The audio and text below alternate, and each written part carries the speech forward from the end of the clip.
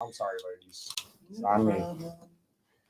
We always ready. There you go. You guys are live again. My fault. Okay. So yeah, there's a different. Yeah. Hold on. Is it still not up yet? I just got an update. I'm up and we're ready. All right, now we're good. All right, so we're back again. Thanks, Dave. You're welcome. Fuck you, Dave. If you are sharing the show, if you're watching the show, please share the show right now. We had a couple technical difficulties. Shit happens. Players fuck up from time to time. Right. But we back. I was talking about me. I was definitely not talking about you. Oh, yeah, you were talking about all right. Hey, you ain't had pussy since pussy had you. Okay? Anyway, so for those of you, we're going to have to start this over again because we don't know who's watching and who's not. So we're going to go around again. For those of you who did not catch it, we're going to introduce ourselves. Starting to my right, who are you?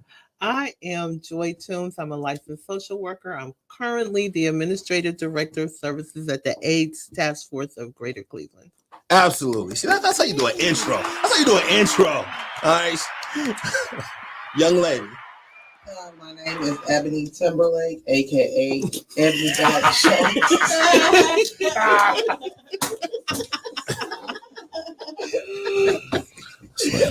I'm about to go to the car right now. I'm about to go to the car and get my gun right now. Okay, Ebony got jokes. All right, and next to Ebony, we have Just Jess. Here we go with this shit again. All right, we got just Jess over here. Okay, and Jess, who are you? I am a lead compliance analyst with a local medical billing company. All right, lead compliance analyst. And next to just Jess, we got just Lisa. I'm just going to go ahead and throw it out. We need anybody going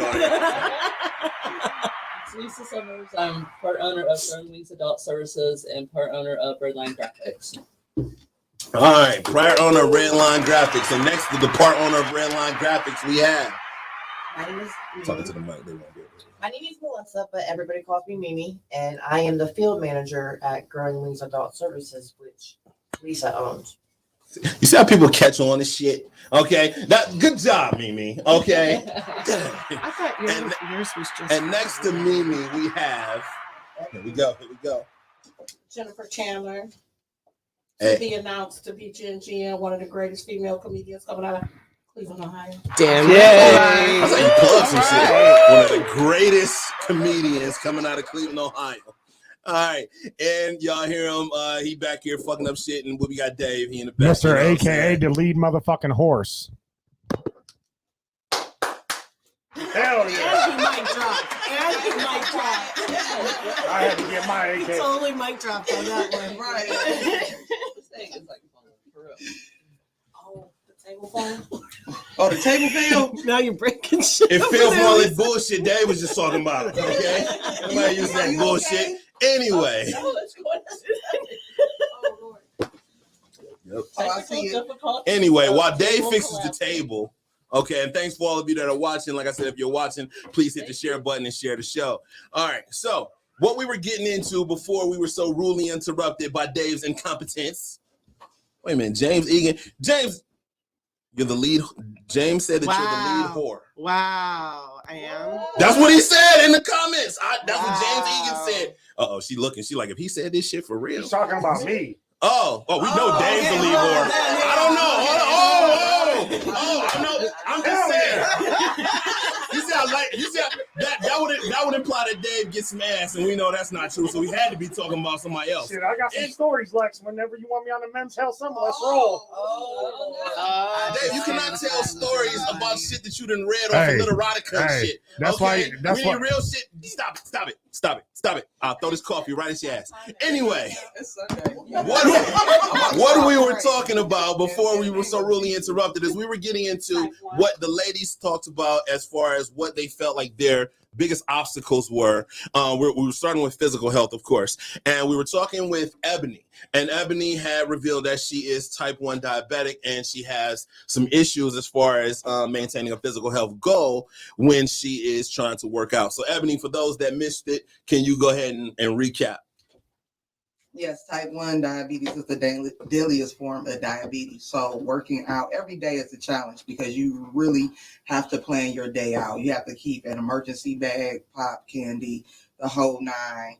And even just walking, just the simplest things, going for a walk in the park, could cause issues. So yeah, that's the biggest challenge for me, is just planning every day, not knowing if your sugar's going to drop because of the simple activities that you do. Even having sex is a challenge. Yeah, we gonna get to that. We gonna get to that. We got shit to talk about. You know what I'm saying? Especially since we got lead whores in the building. All right. Lisa, I won't call you a lead whore. I was just going to the next. Okay. All right. But so what would now Ebony said that Come on, whose phone's on? goofiness over here. What is okay? Once again, I'm gonna sit right here and I'm gonna say, everybody, turn the media down on your phone. I turned mine off. It's too complicated. Just turn it off. Yeah. She put it on my phone. I thought it was on. I'll take it. It is 2022. The phones are not that hard to maintain anymore. It's a volume button on the side. You hit media and you put it on. James, come get your girl. Lisa, Yeah. what would you feel is your biggest obstacle as far as maintaining a physical health goal, if you even have one? I'm on thyroid pills, so it's very hard to lose weight. They're always making you gain weight. So I struggle, even though I am working out and I do a lot of walking and things like that. Watch what I eat. It's hard. Okay. Okay. So thyroids and diabetes. And now, Jen, there's a reason I asked you this question specifically. Okay. Is because you were involved in something major within the last year. Yeah. I had got into a car accident where I had to have knee surgery. And a lot of times I use my cane as a prop in my comedy, but in real life I really kind of need it because you want to do better, you want to get better, but it's still like that traction of not being able to bend your knee all the way and fully, like walking upstairs is kind of a challenge. It's a cripple's kryptonite. Oh yes. Cripples kryptonite. Yeah, so the cane helps, but my ego doesn't want me to, use it. So I try as much as I can when I can walk on flat land, not to use my cane as much, but it bothers my back as well because the way I was positioned in the car, I was kind of crushed and they had to cut me out. So I had a leg that was up under the pedal. Ooh. And then my other leg was kind of smushed in between. And then like I was straight up, but it kind of hurt my back. So when I walk around long periods of time, I kind of felt like you could faint or fall out. Yeah. So I try to use my cane as much, but they cut my physical therapy off pretty early, so I couldn't, get all the Physical therapy. PT and OT that I really needed. Okay. So one of the things that I didn't hear, but I've heard it a lot. Hi, Autumn. Autumn's watching. Real quick, Lex. Amanda K. Autumn. Rundle says, "Hey, Ebony, I'm type 2. I feel you. It's no fun." And Amanda also said, "Lisa, my spirit angel, what's up?" What's up? I want you to know before you keep saying what's up, like Amanda crazy in the motherfucker. So if it's y'all spirit angels, then that might be saying that it takes one to know one. Okay, I'm just saying. One of the things that I didn't hear, but I've heard it from a lot of women, is that one of the things that they find hard when they're trying to work out physically is that they don't have time because of children. As far as I know, all of you have children. So I don't know. Mimi, do you have children? Yeah, he's 22. Well, so you're the only one that don't have kids. Okay, I'm just saying. I don't know. I'm I don't have little children. But you have children. Period. Okay. Now. Wait a minute. You let's swing it on over to Joy for a second, because you have a child that requires a lot of attention. Yes, I do. I have a special needs son. Okay, so but that's still cutting into you have to give your attention to them. So there's a lot of times where you can't be two places at once.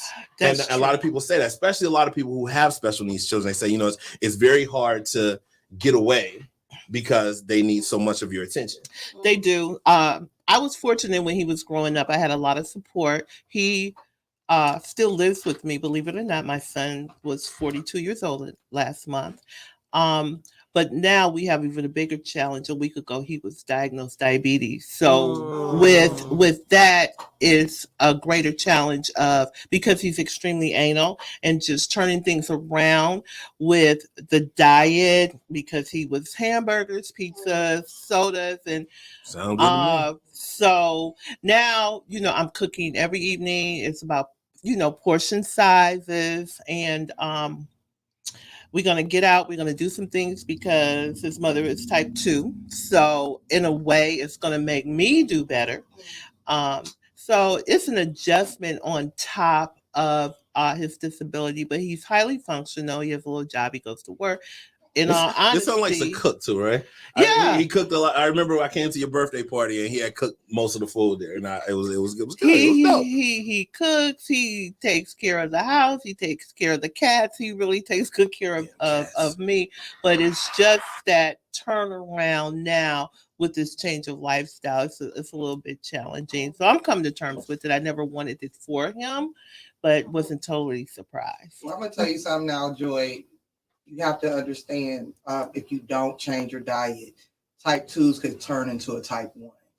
And you, like, even though I'm a type 1, I can't turn into a 2, but 2s could turn into type 1. I never knew that. Yes, and you have to. I have a friend that was a type 2, and because he did not change his diet, he became a type 1. See, I was always under the impression type 1 was, the onset was childhood. No. It's really. So See, I love this because Learn I something learned. new every day. how do you how does that come about that you get type 1? For me, I have what you call late onset. I always had the gene. It just decided to come out a week before my 36th birthday. And so another lady, she's a comedian. Her name is April Hollywood out of Detroit. She had gestational diabetes, and after she had her son, she ended up becoming a type 1. So is it something you do differently? See, that's why I'm always I saying was fuck the kids. The gestational kid as made her well. diabetic. That's what you're saying. She got pregnant. See, damn fucking kids. All right. Most times, if you're gestational, you will become it. So the trick is, at that point, you really should change your lifestyle. 12 years later, I had my onset after I had my son. So, and that also, when you're gestational, that makes that baby that you have very high risk as well. yeah.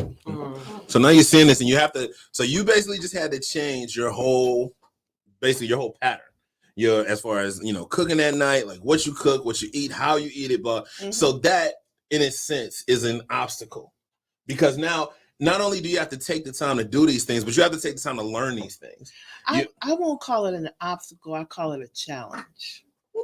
Okay, we can roll with that. We I can call roll with it a that. challenge. We can roll with that. Okay, so we're talking about a lot of physical, obstacles. Now, mental. Everybody has. As soon as I said mental, I look right up at Dave. Okay, but everybody has some type of mental barrier. So when you feel like you're trying to get yourself together, you're trying to get it together. I got things to do, but it just ain't working for me. I'm still in a mood. I'm still down. I don't know why, but I'm just here. So what do you take? What kind of steps do you take to get over that? Like, is there something specific that I know things? I tell people all the time, like if I'm ever in a relationship, I tell people there are 2 songs that you can play if I'm pissed off that you can play that will change my mood. Okay, and it's At Your Best by Aaliyah, or it's by Tamar Braxton. It's Crazy Something, but it's by Tamar Braxton, but I can't even think of the name right now. But it's called Crazy Something, Crazy in Love, or Crazy Something, Crazy Love. I don't know, but it's by Tamar Braxton. But those songs, when I hear them, they mellow me. So I always say, like, if I'm in a bad mood, look, Dave writing shit down, because Dave be pissing me the fuck off around here. So he writing shit down because he know that I get pissed off all the time. But I know that those things will calm me. Now, certain people have certain things. They might take a walk. They might smoke some weed. They might get a drink, whatever. So if you feel with Jessica, I'll start with you. If you're feeling like you're just in a mood that you can't shake, you can't get over it, whatever's going on, you can't really figure out what's bothering you, but something's bothering you, you're just in a mood. Where do you go from there? My music. Music. Okay, so Yeah, there you go. My music. Music kind of calms the savage beast, as they say. It really does. I mean, and it's a vibe. It's not just, you're not just listening to like the slow, easy music. Talk a little bit into the microphone. So It could very well be that I'm listening to my hardcore heavy metal because that's the mood I'm in. There used to be times where like that used to actually, I'd be angry at one of my friends and shit, put that on. And it sounds angry, but for some reason that shit takes me down and I can think better again, So it's a wacky playlist. It could be anything. I think my daughter's gotten used to going from polka to like R&B to like Britney Spears. She's just gotten adjusted to it could be anything that plays on my playlist. So Amanda K. Rundle just said she just found out on February 28th that she was type 2, made the changes, and it dropped her 36 pounds. It's fixable. And then Tanisha Howard, Tanisha Howard said, Amanda K. Rundle, my challenge is still figuring out what foods are raising my sugar. I'm gonna tell y'all something. Carbs. I'm gonna tell y'all something. When for type 2s, yeah, if you're a type 2, yes, it is fixable. It's very fixable. And if you don't want to fix your type 2, to me, you're just lazy. I am a very jealous person when I hear people say they type 2s and they don't take it serious. Every day it's a struggle. When you talk about food, because people can be real ignorant. They're like, oh, can you eat that? It's all about eating healthy vegetables, more fresh fruits. No, there is no cure for type 1, but if you got type 2, yeah, find the time. It's easy to find time. I have a job where I walk around a lot. That helps me, keep, moving. But I tell anybody, a lot of people don't like to eat vegetables. Vegetables are your friends. Cutting out the pizza, the chips, the pop, drinking more water. Water is your friend. For me, not as much, but it is. So you know what I'm saying? I tell anybody, y'all some weak ass type 2s. Weak ass type 2. I'm a type 1. I'm a warrior. I'm a type 1 warrior because every day is a struggle to live. I used to pray at night that God let me wake up in the morning. People don't understand that is the stress of thinking you could die in your sleep, or the possibility that you could die in your sleep. Because that blood sugar is so low. You were saying something, Jim? I think people make time for the things that they want. We quit to make excuses nowadays. You'll find it if you want to do it really. But for me, I battle with depression a lot. And to help me cope is when I was younger, I used to write a lot. I used to read a lot. So the first thing, I get affirmations and put them on my wall. Anything that I read that inspires me, I put them on my wall. Every morning I used to read Charles Swindoll Attitude. And it's just basically a poem of you control your attitude. Nobody else can affect it unless you let them affect it. And every morning I used to read that and it used to calm me down. The serenity prayer I do all the time. God, grant me the serenity to accept the things I cannot change. Wisdom know the difference. You know how I go. But it's something that calms me down because I've went through a lot of my life. You know what I mean? And I used to go to AA meetings and CA meetings and NA meetings. I haven't done it all, but I used to be in those programs where I would hear people's stories and be like, I'm not that bad, but I don't want to get that bad either.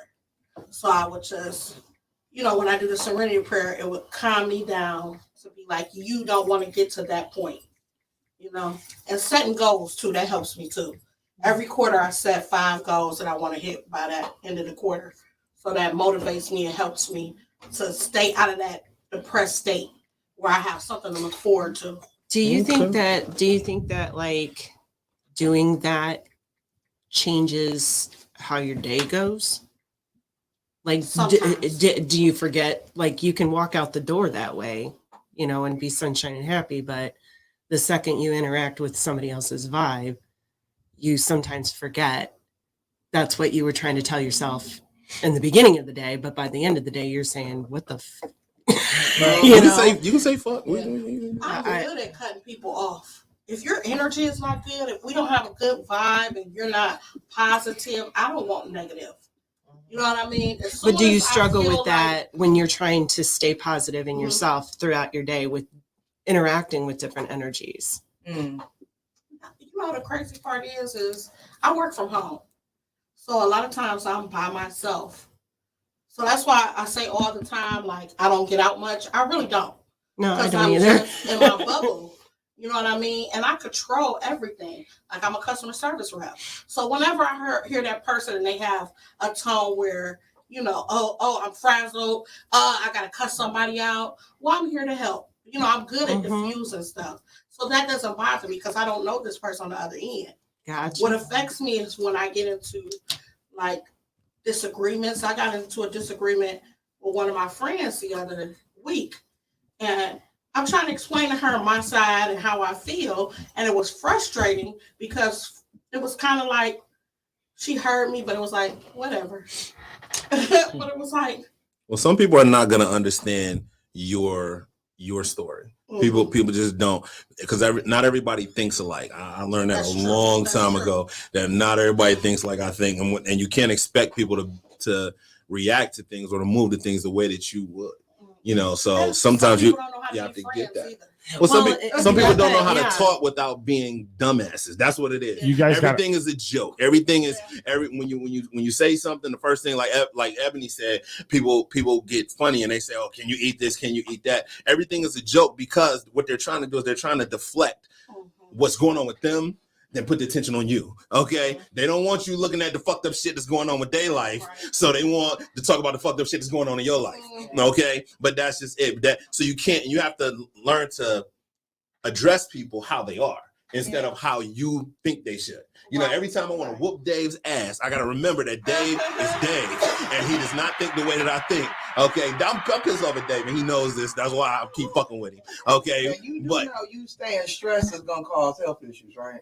I already got health issues, so it is what it is. It is what it is. Whooping Dave's ass will make me feel a lot better. It will, but I cannot because I need him to open the door when I come to do my show on Thursday nights, Lex Vegas show Thursday nights here at Lex Radio every 7 p.m. at Eastern Standard Time. Okay, just remember to check out my show. Anyway, besides that, you guys got a lot of comments on the chat. hold on. Don't go there yet. Okay. Yes. Mimi, you just got put on blast in the comments. Thought I wasn't gonna see that. Okay, your husband, James, said, "Yeah, open heart surgery." Yes. Now, and you're diabetic. Yes. So how do you move through your day, or how do you move trying to get physical? Like, and when I say physical, I mean like exercise and everything. I ain't talking about what James little ass. I'm talking about actually being physical, like knowing that you've already had this surgery and you're diabetic. It's been a struggle. I'm not gonna lie. Part of me is my fault. I will never, take it that it's right now. My struggle is they're trying to figure out the best medicine for me that insurance will cover because that is a lot of the problems. The insurance won't do it. My endocrinologist is pushing for me to get the pump because they think it would, regulate my sugar. 1 minute I'm fine, the next minute I'm dropping, the next minute I'm high. So I'm a roller coaster. So knowing that, and I'm gonna ask, and Ebony, I'm gonna ask you this, and keep it short with your talkative ass. But you have the pump. Yes. Okay, and she may have to get the pump. So what advice would you give her as to adjusting to having this pump? Because you were on my show a couple weeks ago, and you kept apologizing over and over again because your pump was going crazy. All we heard was do all day long, and I said, that's life shit, so I'm good with that. And it just kept going and kept going, and you were like, I'm so sorry, my sugar's going up. I don't care, but knowing that you've adjusted your life to this, and this is something that you have to adjust to and deal with on an everyday basis, to somebody that may have to go through that, what advice would you give her? It's a life changer. The pump, it's more freedom. I wear the pump because I can't feel my sugar dropping. it's better than pulling out needles out your bag and shooting up. But then you know, like with me, no strip search, no strip tease, anything like that. We got titties coming out. Look, see, you see, but that's the one that claimed he get some ass. But as soon as you saw some cleavage, he ready to stop the show. Okay, keep going. But just having a pump, it's much easier to just, you know, type in your numbers, but you got to be good at carb counting. That's when you were talking about your sugar dropping. They'll tell you, as a diabetic, you have to know how to count your carbs because you could kill yourself on insulin. It's very easy to hurt yourself on insulin. I tell anybody, but if you like the pump, I like it. You know, you have a few, you know, you just like you said before, you get the beeping. And people be looking at you like whatever. But if you got to get on a pump, you get on a pump. But it's definitely a different lifestyle. And see, this is what these health summits are for, is because now you get to talk to somebody who is going through and had to make that adjustment to their life that you may have to go through. You know, and that's somebody that, okay, well, once you get that pump, you say, well, I do remember her talking about this. So, you know, I know it gets better. It's livable. She seems happy. She seems like she's rolling with it. So I'm going to be okay. And that's what we set these, so you can talk with like-minded people and you can see that you're not the only one that's going through these type of things. Right. So that's something to think about. You know, maybe you ladies can keep in touch, you know, and you know, kind of bounce off ideas. One thing that I do ask at every summit, and you don't have to, but I do ask, you pretty much got to, because I'm putting you on blast in front of everybody. But I ask the people that are involved in the summit to kind of open themselves up to the people that are watching the summit. You know, if anybody wants to, you know, inbox you or kind of carry on some conversation and kind of bounce some ideas or get some ideas off of you, I ask you to open yourself up to that kind of thing. So, you know, before we leave, we always, you know, throw our socials and everything like that. But so that's something that you know, you can think about. And, you know, you have to fuck James up because James putting all your business in the street. I'm gonna let you know that. Okay, James putting all your business in the street. This is payback. Oh, okay. What you do to James? Never mind. Don't tell me. No. Because James ran up out of here quick as shit, so I don't really want to know. Okay, moving on. Moving on. Okay, so one of the things that I really wanted to get into, and this goes to all the ladies, is that I came across this article online, and it literally was titled "Women's Biggest Fears." And it has nothing to do with color, it has nothing to do with age, it has everything to do with women's biggest fears. Actually, getting pregnant wasn't on there, but there were some things that actually kind of stuck out to me. There were a few that stuck out to me. One, it said that some women have the biggest fear of following their own dreams. Look.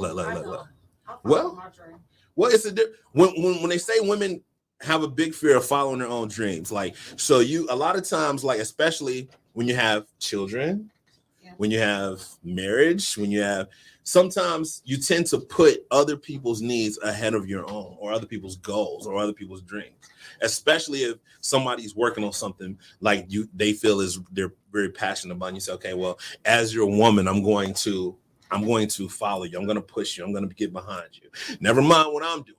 Okay, I'll get to that later. And a lot of people do this.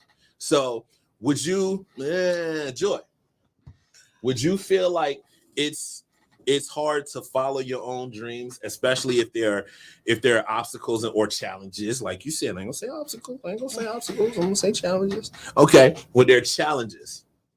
I think it's realistically to achieve those dreams. There'll be bumps in the road. How do you find a balance? There'll be those challenges. You got to figure out what works for you, because things work differently for everybody. For me, raising my son, when he was little, that was the focus before I went back to get my education. So it was about focusing on him and going to doctors and appointments, and, you know, he wasn't truly diagnosed till he was about 4 years old, but just putting that in place and dealing with schools. And so he was about, I think, 9 or 10 when I said, okay, it's time for mommy to go to school and make a better life for us. And even that was challenging because we moved down to Kent, didn't know anybody, and just, you know, doing that. Where when I was 18, getting out of high school and had the opportunity to go away to school like my parents wanted me to, and I rebelled. Here I am now in my 30s with a child trying to get this education, but I got it done. Yes, Good for you. Okay. All right. Educated. All right. Okay. So I'm a true believer. If you set your mind to it, set your goals and go. One of my favorite quotes is, "Go in the direction of your dreams." Okay. Now, Amanda said there's a fear of succeeding because of the fear of failure. I think that's in everybody. I don't think it's just in women, but I think women in general, because we do a lot, we take on a lot. We are the alpha and omega. If you think about it, you know, when men come in this Careful world, what you they come careful through a what you woman. say. What? Half the time they come out, a woman taking you out. Time out. Because if we want to get biblical, y'all came from our rib, okay? Our rib, smarty But baby. at the same time, we step back a lot of times and let y'all do what y'all have to do. We sacrifice a lot, especially with kids. We want to see our kids succeed, so therefore we push back so they can succeed and be better, you know, and a lot of times we get lost in that. And then you get so old and then you be like, oh no, I'm too old, I can't do this, I can't do that. You can do anything, just take that time out and figure it out. We all have a path. I'm a firm believer in living your dreams, because that's where you're going to make the most money. That's where you're going to be the most successful. You know, failure is just, this is what I didn't do right, what I need to know right next time. You know, So you don't use ever be failure as a afraid to lesson. fail. You use failure as a lesson. Okay. Yeah. Okay. So I'm gonna ask you a question. Speaking of failure and speaking of anything, because the next one says women have a fear of speaking up. Now, I asked a question. Hold on. I asked a question. I'm gonna ask some answers. I want to know. I want to know the answer. I asked this question a little while ago, not on the show, but on social media. Who handles rejection better, men or women? Neither. No. Bullshit. They both Who? handle it. No, I'm gonna tell you why. Bullshit. And I'm gonna tell you why. Women. I'm gonna give you one reason, and that's the mic. We was talking about mic and drops. I'm about to mic a drop. I'm about to drop a mic right there. Mic and drop. Hey, I need some more coffee. It's early. The main reason that men take rejection way better than women is because of the simple fact that women won't even shoot their shot because y'all afraid to get rejected. Smarty baby. No. Hell no. Women will not shoot. Y'all will sit there and love the fuck out of this man and won't say shit to him because you're afraid that he gonna say no. You will see that man every day walking back and forth, think he's sexy as fuck, fine as fuck, he got a nice job, nice smile, everything like that, but you won't say shit to him because you're afraid he'll get. Men, we don't give a fuck. All y'all do, go up and down, go on social media right now. All you gonna see is women talking about men in their inbox. We will shoot our shot. We don't give a fuck. The best you can say is no. The best you can say is no, and I'm on to the next one. Okay? Goddamn right. Smarty baby. Okay? Now, speaking up is one of the women's biggest fears. Do we agree with that? No. I agree in certain aspects, because I'm Circumstances. Serious question. How many of you ladies ever got molested or raped and you didn't say anything? That would be me. Okay, so why are we afraid to? Why I read something the other day that says that the church can tell when a girl is being fast, but they can't tell when she's being molested. Why are we so afraid to speak up, especially with something that deep? First of all, I'm gonna tell y'all something, because when it comes to that, people, one, is generational. Yeah. Okay. So they're being taught to keep their mouth closed. Yep. Okay. I had a relative like that, and to this day, she ended up becoming a call girl, and she's addicted to drugs because she told every one of her aunts, her grandmother, and they failed.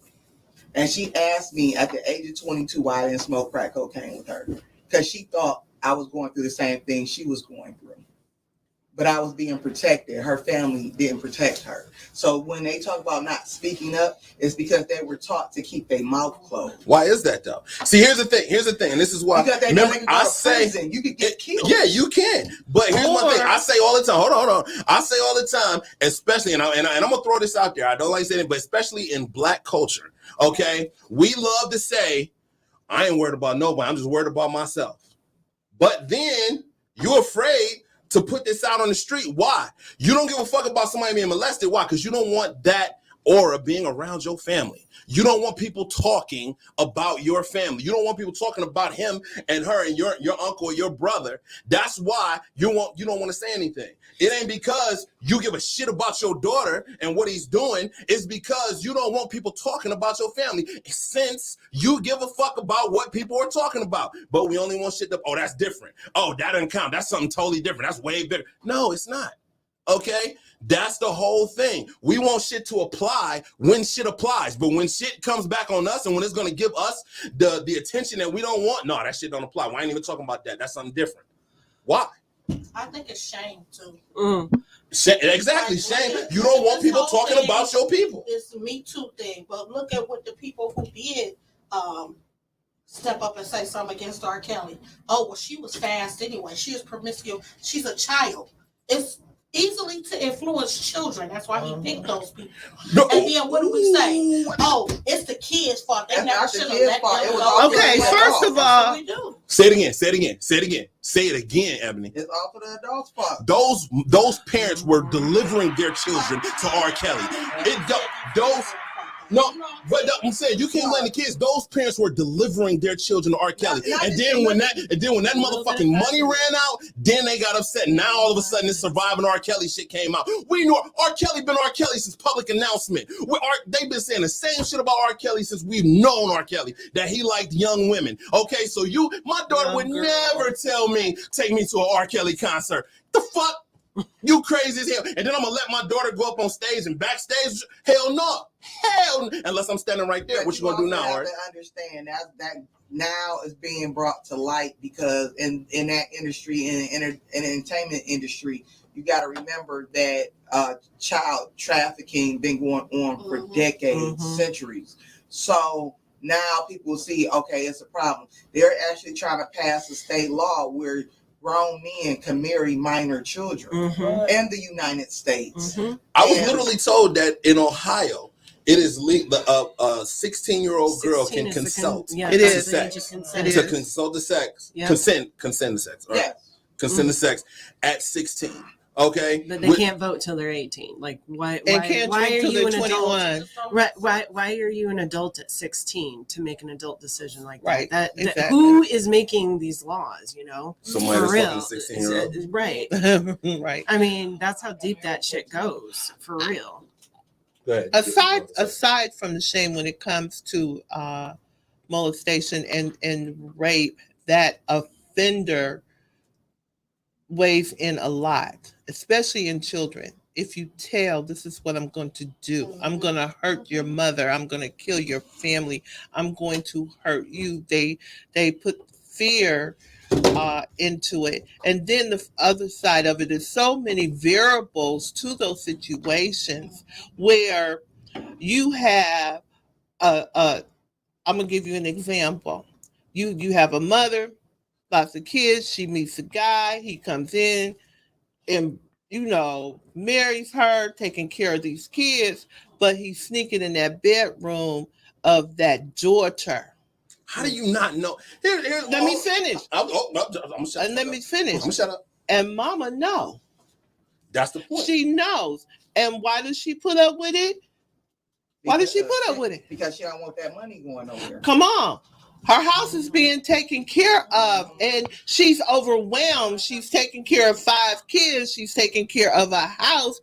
So she sacrificed for me. She's sacrificing her child. And that's the thing. And I say all the time, a man, and I'm not condoning it, I'm not saying it's right, but a man is gonna do as much as you let him do. A man is going to go as far as you let him. But it's also women that molest kids as well. It is. Well, let me tell you my story. Oh, shit. My son was molested by somebody I trusted. He was 17. Now, Let's go jump it right now. now people, let me finish. People looked at me and said, "Well, he's 17, but my child is developmentally delayed, and they Right, took right. advantage." Right. And when I found out, my thing to her was, "I'm gonna see your ass straight to jail," Good for you. and I meant Good that. for you. Mhm. I had to take my child to Children and Family Services. He had to try to explain. Police is involved in everything. Prosecutors involved. Oh, did he like it, or was he scared? He was able to tell me what she did. Now, if she, there was no intercourse, it was oral. But whatever it was, Okay. number one, you violated my child and you violated the friendship that we had because I trusted you with my child when I had to go out of town. Wrong.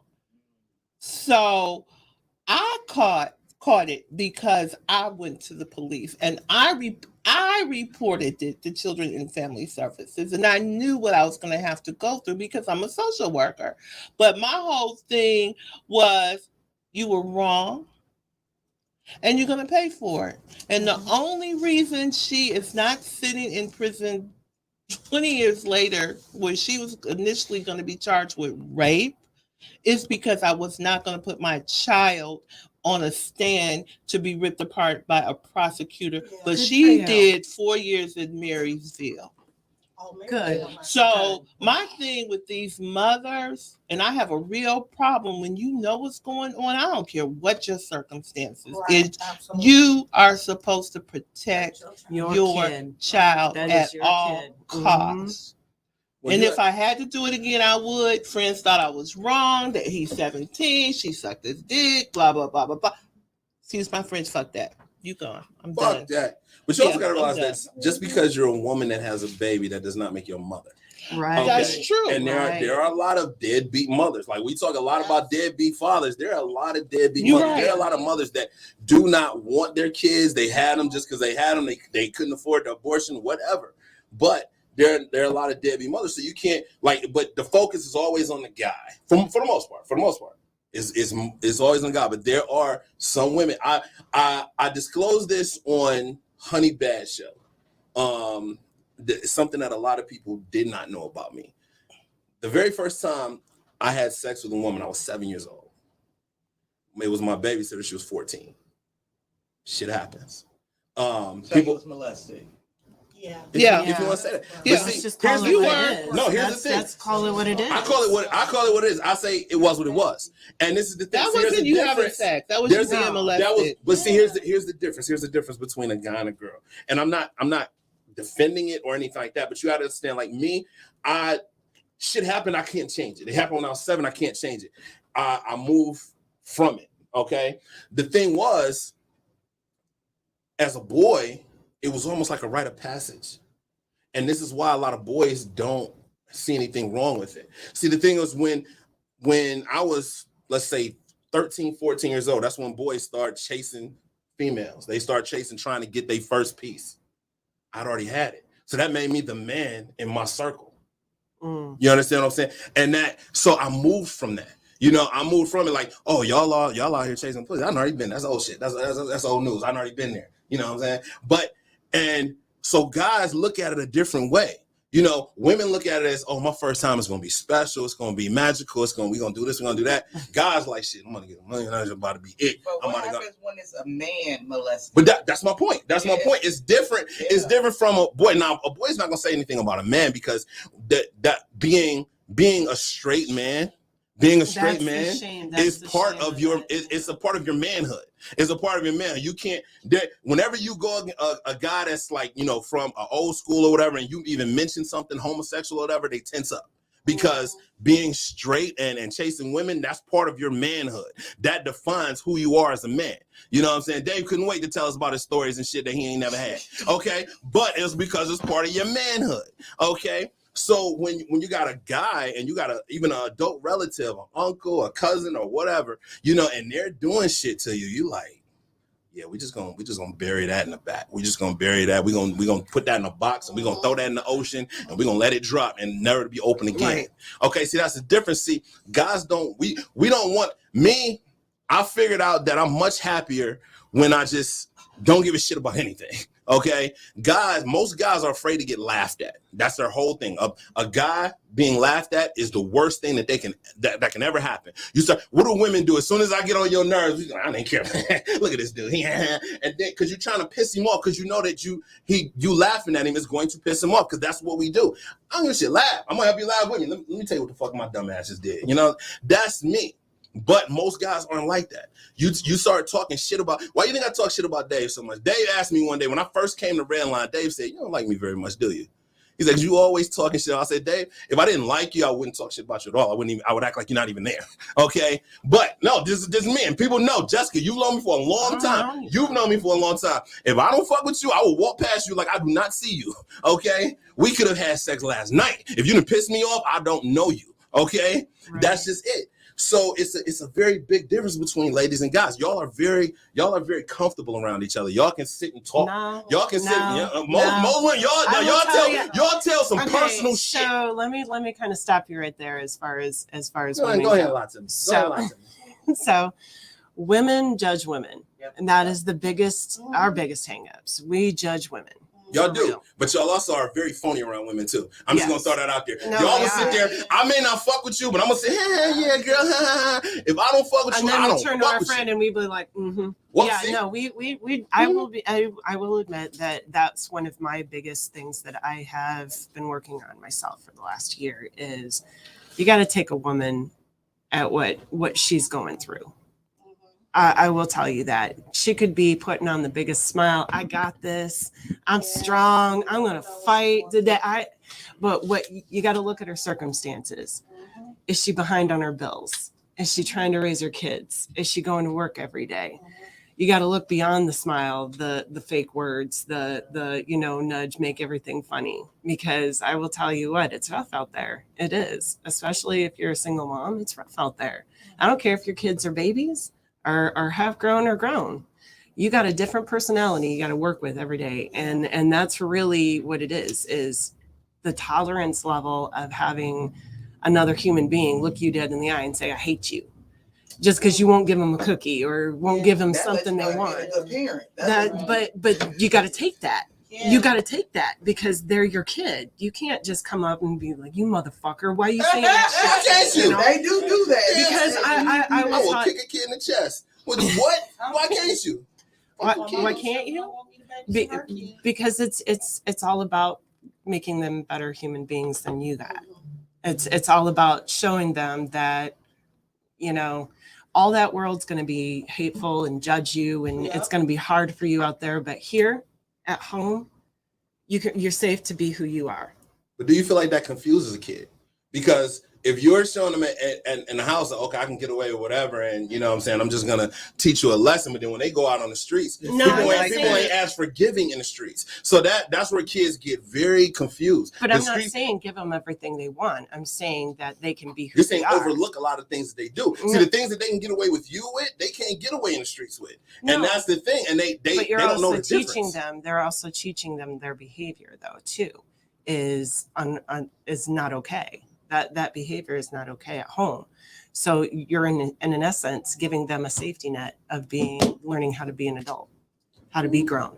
As I basically tell my daughter that is right now you're in training to become an adult, to be able to do the things that you want to do in life. You got to start somewhere. And this is your safety net. You get to have a job if you want while you're in school.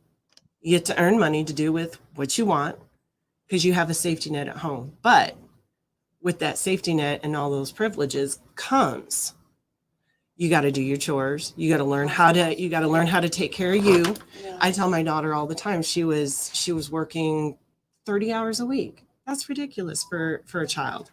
Absolutely ridiculous. And going to school full time. That's ridiculous. So I told her to take a day off. I made her take a day off from school. In fact, what made me make her take a day off from school was the fact that she couldn't get up for school. So I made her take a day off from school. And I told her her responsibility was to call off at work because she needed a mental day. To which her boss then fired her. So, what She lesson? got fired? Yeah, she got fired because they're not running a daycare. Is So- that what they said? But see, what I heard in that was that she just got taught a life lesson. Mm-hmm. That sometimes you don't feel like doing shit, but you might have to do some shit, because if you don't do some shit's gonna happen. Right. Okay, and I get it, and I'm not saying you were wrong, and I'm not saying you were wrong in how you approach it, but like I heard a difference. I heard a cultural difference in that. I really did. One of the things that you said, and I do throw cultural differences out there. I don't like to call it a black and white thing, but there's a cultural difference. One of the things that you said was you can have a job if you want to, and a lot of black homes, you're gonna get a fucking job. That's just it. Right. There's no if you want to. And There's no if you want to. I want to apologize for that. But I'm not saying you're wrong. I'm not saying you're wrong, but I'm saying that's where there's a divide. Right. Okay, that's where there's a divide, because some people will agree with you and say, okay, yeah, my child is working too much, boom, boom. And there's some people that be like, okay, you're gonna sink or swim. Get the fuck out there. Okay, that's what happens. I do agree. So there's a big cultural difference in that. And that's why I said, like, sometimes it's not as easy when you do things in the home and you say, okay, this is okay in the home. Then they go out and she may think, okay, my mom said it's cool for me to call off. My mom says it's cool to stay home. So she calls the job and the boss says, you don't come in, your ass is fired. Now you looking like, well, what the fuck? Like, where do I go from here? I'm not gonna say that's a culture difference. It's more of an economics difference, because if you your finances, it's all about your finances. Because when I was growing up, it was okay. They didn't want me to work. They wanted me to focus on me finishing school. You know what I'm saying? But at the same time, my father, made sure I had money, so I could focus. But it's all about, like she said, it's all about what you're teaching your kids. Now, me, if I call off and you fire me, it's called a lawsuit. You know what I'm saying? If I need a day to recuperate and you tell me if you don't come in, you get fired, can you put that in writing, please? See, even Autumn said in her parents' household, if you had a job, period. If you call off, you better be in the hospital. And she's Caucasian. Okay, but I'm saying, Right. so I said, when I say There is no wrong or right. there is no in wrong this or right. situation. No, Hold on one second, because Lisa's been trying to chime in, Oh, and yeah. like, go we ahead, keep Lisa. over talking. Go. She's been trying. Like, every time she moves towards the mic, somebody starts talking, and she just backs back up. I'm used to this. Now, with me, my son, I raised him because I was raised where I had to pay. I started taking care of myself at 9 years old, paying financial everything. So about the time I had my son, I didn't want him to be and have that life that I lived. That was hard. So I was kind of easier on him, but I did teach him all the morals that he was supposed to have as a man. What a woman could teach him, as a man. Do you believe a woman can teach a man how to be a man? To a certain point.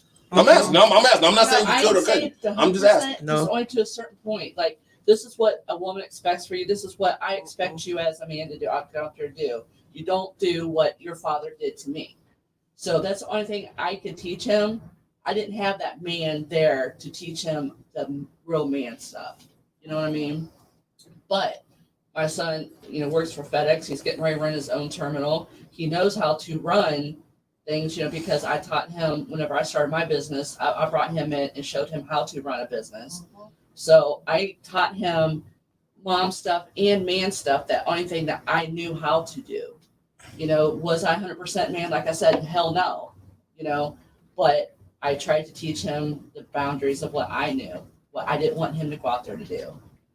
But he's fine. Does that make him? Does it help him be more sensitive to Yes. that kind of situation? Yes, with his future woman or whatever. Yeah, he's married, and he is very good to his wife. Like, he's very family oriented.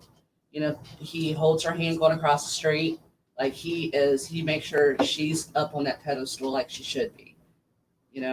So. Autumn, you I did agree something with right. Lisa? You doing a lot of head shaking. You agree? Yeah. Okay. Well, So I she know her knows son, and So- I've been around a lot, and I've been around her daughter-in-law as well.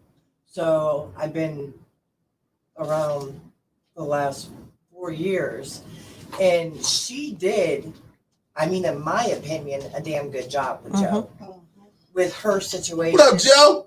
And what she was dealt with, by his father and stuff like that. So, oh no, yeah, Joe is a good kid. All right, Joe. That's awesome. We rock with Joe. Okay, so now here's what we were talking about this a little earlier. One of women's biggest fears is looking the way that they want to. Ooh. Yeah. I put it to you like this. Everybody, okay, the self-image. When you're looking at TV, social media, you see these fake bodies, fake women. Some people like myself, where COVID put a couple pounds on you. When I first got diagnosed, I wasn't even allowed to work for a few months, so I had to literally sit. When people be like, "Oh, you got to be looking like Beyonce." Beyonce don't even be looking like Beyonce. Mhm. You know what I'm saying? Megan Thee Stallion don't even look like Megan Thee Stallion. Megan didn't have all that ass 10 years ago. She bought that with Dr. Miami, whoever. Women have to look at themselves and love them first. They have to love them first. If you can't love yourself, don't expect somebody else to love you for you. You know what I'm saying? Just like when they talk about women, let's just say me and her right here. And so a guy's looking at her and he's like, yeah, baby, you hot. But he's not saying to me, he might just like the way she's built. You know, some people be like, oh, I like women with big asses. I like men with big dicks. So, you know, but women have to love themselves and respect themselves. It was a photo shoot and it was like 5 plus size women. And there were other women saying the most hateful things to these women about their body types. But then you had men coming in to defend these women. Right. You know, they're like, you know what, they're big, what is the BBW? Then they're like, oh, they look like they have diabetes. It's like, you don't know what this woman has went through to get comfortable enough to wear what show her body. I hate when people sit up here and judge me because I have stretch marks. If you see my stomach is out, fuck you. It's good coochie in here. That's all I know. It's good coochie in here. Don't judge me by my stretch mark, but you have to love yourself. I think, I gotta and this, go ahead, Joey. this country has a standardized definition of beauty. Nowhere else in the world is it like it, but here. And because of it, it has caused women to have negative self images. It wasn't easy for me growing up, black, this, that, fat, ugly, blah, blah, blah, blah. But I have a friend that poured so much into me. It was a guy friend, and he just wrote a book, The Some Beauty. His name is Quentin Phelps. All right, Q. Now, yes. And to say, you're beautiful, you're worth this, you're worth that, because your beauty goes so much deeper than the physical. Sure does. And when you can pour that into somebody and they can capture it, then you've won. You don't care with anybody. I'm a big girl, always been a big girl. I ain't got no problems with it. Ain't got no problems with it. Never stopped anything or anybody. Still living your life. Okay, you know. And I think today we don't pour into young women as we should. No, we should. So, you know, they're out here, as you say, Ebony buying asses, they're buying tits, they're buying, you know, they're getting their faces altered because we're not taking the time to pour into them that your self-worth and your beauty is worth much more. Right now. I got so much to say. What you got to say? Two things. The smaller one is the fact that goes back. Now, you just said that, you know, women, or there's a standardized view in America. But again, that goes back to me saying that all you hear is people saying they don't care what nobody says about them. But obviously you do. We do. Because so when we hear, but that's what I'm saying. So when we hear that, but we know better, that's what makes us look at you like, fuck what she talking about. You know what I'm saying? Because she's lying. Second, you talk about women buying fake asses, fake breasts, fake whatever. What's wrong with that when y'all still do your face up every day? You don't look like you look. You got a wig on. Your hair ain't that long. Okay, you got a push-up bra. Your titties ain't that big. Okay, you got big fingernails. Your nails ain't that long. But you talking about somebody else just because they went and got a bigger ass. She grabbed the microphone. But I'm saying you talking about somebody else because they went and got a bigger ass. But you alter yourself every day. You wear heels. You ain't that tall. Okay. First of all, John. But then we gonna say oh, that's different. That's different. That don't apply. Go ahead. Go ahead. I'm listening. You're not gonna die from putting makeup or lashes on every day. When you go and do these, I know bitches that have big fake titties for 20 years. They ain't dead. I know a chick that got fake titties 20 years ago. No, what she's saying is you get these women out here that is going to a lot of these places paying under the table. They're harming themselves. Whose fault is that? Again, It's you have media shit too. it is. But that's you letting somebody else make you feel a certain way about you that makes you feel like you gotta go do that. That's you doing that. That's your brain. Your brain looked on TV and said, "Oh, she looks better than me. I want to look like that." That's you that did that. I ain't never looked at a dude and said, "I want to look like him." Hell no. Because, John, that unfortunately, especially due to social media, right, it has become the norm. You gotta have the big butt, you gotta have the boobs, you gotta have the lashes, you have to have that. Why can't you be you? Because first of all, they want to attract what they call high value men. So you have to look a certain way. The only problem is that even though you look a certain way, but that's all you have is just look. But guess you have what? nothing to offer. So you want to transform yourself. So you're not even the same. You're not even you when you present yourself to this man. You ain't even you. You somebody else. You somebody who you think that he likes. Hell no. But okay, hold on. Body It's not. shaming. It's about being yourself. Okay, let me explain something to you. Dave. Correct me if I'm wrong on this. When I first brought my show to Redline Radio, my show was different from every other show here. Every other show here was kind of sports based and everything like that. I came in, one of Dave's oldest, longest watchers on Redline told Dave that the first thing she heard when she turned on my show was me say fuck. Okay, and she didn't like, and I said, Dave, well, they just going to get used to it. My shit was, I didn't conform myself to fit Redline. Redline conformed to fit my show.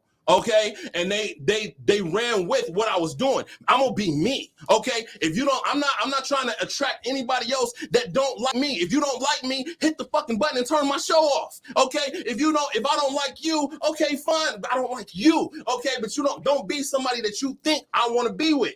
Okay, because eventually that aura is going to melt. Okay, eventually you're gonna get in the shower, and when you come out, all that shit that you put on your face is now in my drain. Okay, and not the same chick that got in my shower got out of my shower.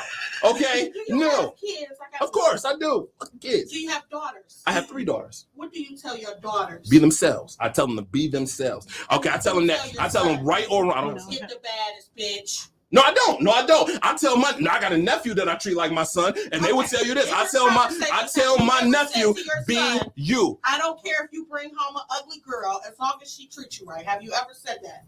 No. Right. What they got to do with What it comes what the down fuck does that got to do with the price of tea in China? Because what you install in your kids and a lot of this younger generation, because they're weak-minded, we're a different generation. I love myself. I don't care. Amen, Okay? sister. Yeah. Big belly and everything. And I tell women all the time to love themselves. And Okay? she'll be cute too. She be cute with her little outfit. I'm telling you, I keep it gangster. It don't matter. You know what I'm saying? Somebody gonna like it. I love it. You know what I mean? But everybody is not like that. So when y'all go out, y'all be like, you know what? I don't give a fuck. This motherfucker ugly or not. You know, so I'm gonna give him a chance. Is that what really y'all say? Lie to me right now. Lie to me, please. It's a difference between me going over to another country and getting a whole nother body than me putting on makeup. I don't have a problem. Right. When I meet men, I'd rather be just me. If I can have a shicey little ponytail, this is me, baby, when you wake up in the morning. You need to see it now. No lashes, none of that. I don't mind that. That's just me. But let's be honest. Be honest, That's please. not what they instill in men, number one. All they tell you is you gotta have a bad bitch. You gotta have. She has to be light. What makes a bad She has to bitch? have this kind of body. Come on, you see it all What the time. makes a bad How bitch? many beautiful dark skinned women do they ever? I'm sorry, no offense to y'all. You know, but White women I have the mean, same problem. White yeah. people have the same problems. because It's a even different now, rat race. y'all That's tan all and it is. more. Y'all, White women start getting no, booties like, now. you do anything to enhance your beauty. Start. But it's going Start. across the line. Shit. I mean, you do what you I want was to do. born and bred. I What are love you it. talking about, girl? I love every curve and crevice, and it is what it is. This is the biggest I've been in my life. We all gonna have insecurities. That's not gonna make me completely change who I am. Period. But it's some people. How many or women some can young actually say girls that that's and be honest about it? I've not heard it in households. Oh, you getting fat? How was you fat at 3 years old, 5 years old? We installed. Hey, hell no! There's some fat ass kids walking around. Hell Hey, I no! was a chubby Your one. 3-year-old should not No, be there's eating like Big Macs and half-grown shit. kids. Fuck that. Okay, your 3-year-old should not be eating whole ass plates from Panda Express. Okay, no, fuck that. Okay, no, hell no. Don't even lie. That there's some fat ass kids out here. I like chubby kids. I'm sorry. They're cute. Damn that. Damn that. But we just programmed to always think negative and feel like something is better than who do we put on the pedestal? These Kardashians. No, I don't. Yeah, but you know what? Generations, You gotta we love are your- you have to promoting love being yourself. hoes. Like, You know what though? You said it. Program. We're Yeah. we're programmed. Yeah. We're conditioned. We Yeah. as women are I get it conditioned all for the that. time We are because I'm conditioned. short. Somebody figured they have to have a make a short joke. Jen, why don't you do no short jokes? Because that's not my hang up. It's yours, babe.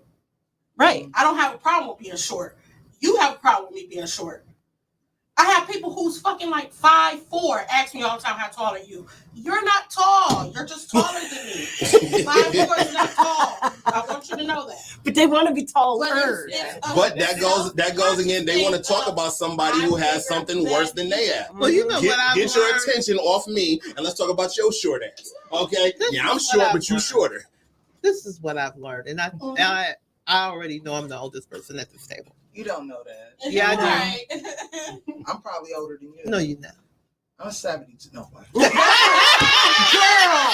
shut the fuck up. Well, you look good, girl. You look good. You look good. That's a fine ass This is 70-year-old. philosophy. Man, I'm trying to shoot your shot on my goddamn show, man. Come This on. I know that equipment better not I don't fall need over. to. Right. The philosophy that I have adopted in my life is your opinion of me is none of my business. Mm-hmm. I don't care.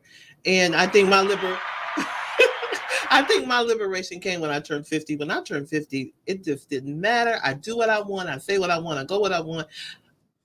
I don't care. But not many people can, not many females But that's from can say living. that and actually That's from believe living. it themselves. See, that's the thing.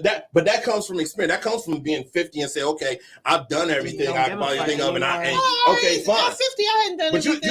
you said when you got to, I'm just saying, you said I at felt 50, you felt liberated. like, okay, fine. I'm at a point now where it really doesn't matter. And you believed it. And that's the thing. But they can say it, but how many of them believe it? Some of them can say, I don't give a shit about nobody, but as soon as and let me crack a joke about it, now you can be mad than a motherfucker. Okay, but you really didn't. You just said out of your mouth, I don't care what nobody say about me. I'm gonna be me. Let me crack one joke. Now you all in your feelings and shit. So obviously you care. So there's a you thing. like it So, slapped on stage. I'm saying, go ahead, because I slap back. I slap. I'm not Chris Rock. I slap back. Okay, and you know better than anybody. I'll fight a You chick. ain't gonna slap Shit. auntie. Shut up. Shit. You ain't gonna get. You Why ain't do y'all gonna keep get- thinking Joy is my aunt? We used to work together. That's Why do y'all keep that's what she said. No, That's what that's she- she said auntie, or she said auntie. Me and Joy used to work together at the clinic, like back Don't in matter. like You're treating her like Five. she's your auntie. I love Joy. That's what I'm Me and Joy has saying. been Joy. Why can't she have When that Joy turned title? 50, now let's talk Why about when can't Joy. she have- She I ain't mentioned trying when to she be turned his auntie, 50. no. When she turned 50, who did you call? Who did you call, Joy, to host your 50th birthday party? Smarty baby. You. Okay, that's right. Cause she knows gonna show her some love. Cause I've always shown her love. But we're old friends. We used to work together at the clinic. She's not 05, auntie. 06. About 05. Yeah, that's fine. But the thing Hold on, time out. You ain't gonna go past my shit. Lil Lex, hey, calm down. Lil Lex almost jumped on the back of your goddamn neck. Lil Lex almost fucked you up. I can tell you something. But I'm saying is now when it comes to women, like with me and Jen being comedians, we have to look a certain way when we on that stage. We're not gonna sit up here and be like, Right. wearing it, just looking any. That's your old type of job, way. though. That's your job. That's have to look I mean, like presentable. for instance, like with my job. When I go to my job, I gotta dress in grown-up clothes, as I say, as in grown-up clothes. So that's your job. You're supposed to dress like for success. We're talking about in your personal life. That's me beeping y'all. Y'all done got her excited and shit. Now she ain't beat the whole time. Y'all done got her excited. Okay, I don't think coffee gonna help. Oh no, I'm good. I ate them 2 pieces of candy. Oh, see. Autumn, you awfully quiet over there. What you got to say? Who's Autumn? I'm not. My bad. I was reading Autumn's comment. My bad. Hey, I playing fuck up from time to time. Me. I was Autumn left this long ass comment on it. I was reading it and shit. And hey, okay. Me. My bad. Y'all kind of look alike. We're good friends. He's not my sister, so. But what do you got to say about this? What do I have to say? I'm talking to you. What do you mean? What I have to say? I didn't know if you were talking to Lisa or me. I said No, he's talking to Mimi. Autumn. I know I fucked up the name at first, but I came back with Mimi. Okay, you, James' wife. I mean, I make fun of myself. I do, because I lost 60 pounds and I lost it all in my legs. Like, so I used to have, like, big thighs, big shins. Now I straight look like SpongeBob. Yeah. Okay, I like SpongeBob. Okay. I mean, I That's do. different. I mean, to hear you call yourself that. Right, Okay. right. I am married. Yeah, but I mean, he comments all the time. It's an everyday thing with him. He's always saying something. Who, James? Yes. Hurtful things? No. She ready to fuck Oh, James damn, up. shit's going They on. about to James. jump James' ass. James, James, don't even come back up here. Just be waiting in the car. After James, if you're watching, just wait in the car. Do not come back up here because they on your ass, James. No, James says a lot of good stuff about you all the time. yes. Yeah, I mean, obviously, because I was reading his comment. He says, "How I'm ugly and look how beautiful." Aww. I love that. Okay, James. Right, not James Hill. James said, hell no. He's staying in the car. He said, Lisa taking her home. See, James is smart. I like you, James. Okay, James is a smart man. Hey, it's okay. I know I won't be left. Right. Lisa's always got me. But when you make fun of yourself, is it because you don't feel right about yourself? Or is it because you just love yourself that you think you're so fucking fantabulous that you can crack a joke? I don't want to sit there and say that I don't care what people think about me because that's a lie. I mean, I do care. But I'm just so used to, like, everybody, joking around. I'm comfortable. There you go. I'm comfortable on who I am. Yes. I mean, I would love to lose some more weight, but right now I'm at a standstill and I don't, just don't know. I got too many medical problems that are coming in and it's kind of making me crazy. So. Right there. I want to ask a question to the group. This is something that I say a lot and it's starting to take legs a lot. I feel, and this is just me, I'll say it, I feel it. I feel that a lot of women who have issues hide behind those issues. They use their issues as crutches. Now, I'm not saying you per se, but when you say I need to lose weight, but I have so much other stuff going on, so they kind of use it as a crutch. When you meet a woman and she has badass kids at home or something like that, and they use that, man, you ain't gonna want to fuck with me. I got baggage, man. They use it as a crutch instead of moving past it or create. I say women will create time for a man that they want. They will create time for a man that they want, but they have issues, whether it's the diabetes or whether it's the children or whether it's the weight or whatever. They have this issue where they say, you know what, he's not gonna like me anyway, so let me just throw that out there, and that'll be the reason that I keep from pursuing anything with them.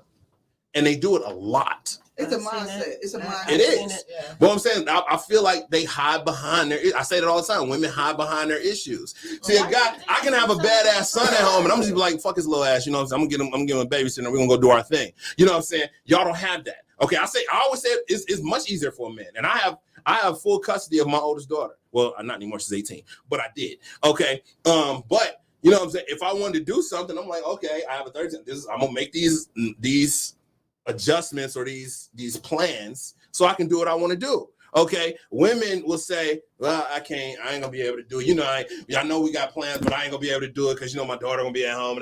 And it's an issue. And as soon as we hear that decrease in your tone, we're just like, everything else you say just sounds like wah, wah, wah, wah, wah. And y'all be like, men aren't listening. No, we're not. Because we already tuned you out once you start bullshitting us. Once you start bullshitting me, I don't hear anything else you say. Okay? Once I hear, okay, well, you know what? So this is what happened, right? After what happened, right? I don't hear shit you just said. Because I know that you're trying to get to the point. What? Your kid's gonna be at home? Okay, fine. Do we need to get a babysitter or what? But y'all have these issues and y'all think that somebody's going to judge you on these issues. So you throw them out there at first, and that's your way of dealing with it without having to deal with it. Now, that's just me. That's how I feel. I'm gonna tell you something. Like with me being type 1 and me being on the pump, I tell people up front, you know, I make noise. You know what I'm saying? Now tell me up front if you want to deal with it or not. Because if you don't want to deal with it, you're not going to hurt my feelings. You know what I'm saying? It's going to be somebody as freaky as me that's going to want to hold my pump while we get it in. Okay, I'm going to ask. Has that actually ever happened? Like some dude ever told you want to hold the pump while you're there? I need to know now.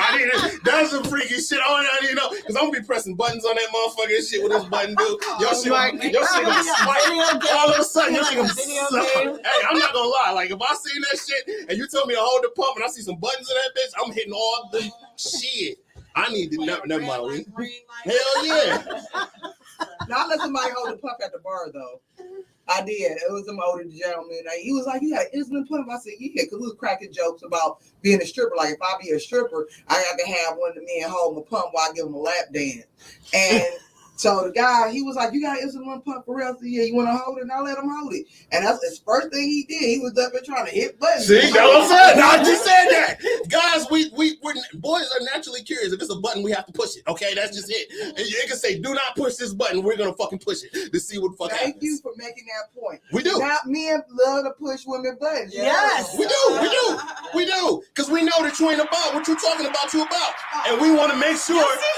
Exactly. That's what the fuck we do. We're gonna push your buttons because you talking hellish shit, and we want to see if you about the hellish shit that you talking about because we know you ain't. Okay, smarty baby. All right, moving on. Now, I was just hey, who's in therapy this week? I know, right? now, the biggest fear that women have is number one on here. Failure. Everybody's scared of failure. Not really. I don't think anybody is. First of all, you got to be you have. First of all, failure. If for failure to actually happen, you have to at least try. Yeah. That's what I'm saying. You have to try. But that's what I'm saying. See, men, we don't give a fuck about failure because we fail a lot. Dave come out looking like that every day. He fails every goddamn day, but he still does it every damn day. Okay, that's what I'm saying. I fuck with Dave all the time. I fuck with him on my show all the time. That's just it. That's because I'm a This bad is how I motherfucker. see it. Without failure, there's That no didn't even lessons. sound convincing. Right. Without failure, there are no lessons. We learn by failing. Okay. But how many people actually take failure as lessons instead of just avoiding what they just went through? A lot of people, because they're fearful. If you try something and you fail at it, how many women are going to try that again, only a different way? Not many. Here, I'll give it to Jen Jen. I'll give it up to Jen Jen because, you know, this is my sister in comedy.